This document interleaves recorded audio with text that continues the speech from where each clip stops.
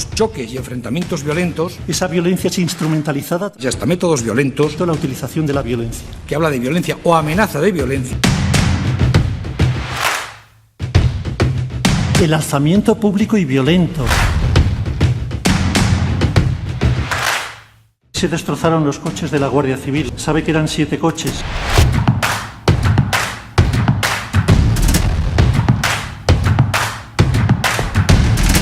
Más la utilización de las murallas humanas que se lanzan contra las fuerzas y cuerpos de seguridad del Estado.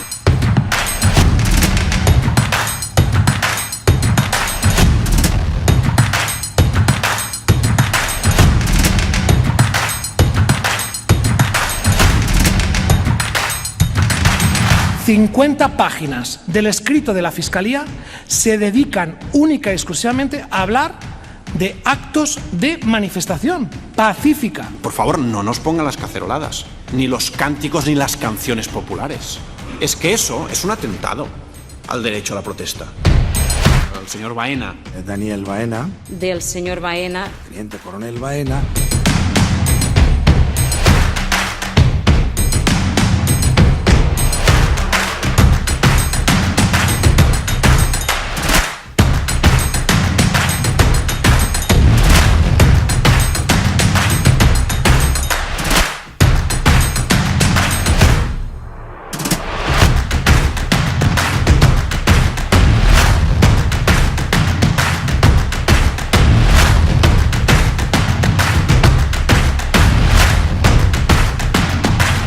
Votar no es un delito, en cambio, impedirlo por la fuerza, sí.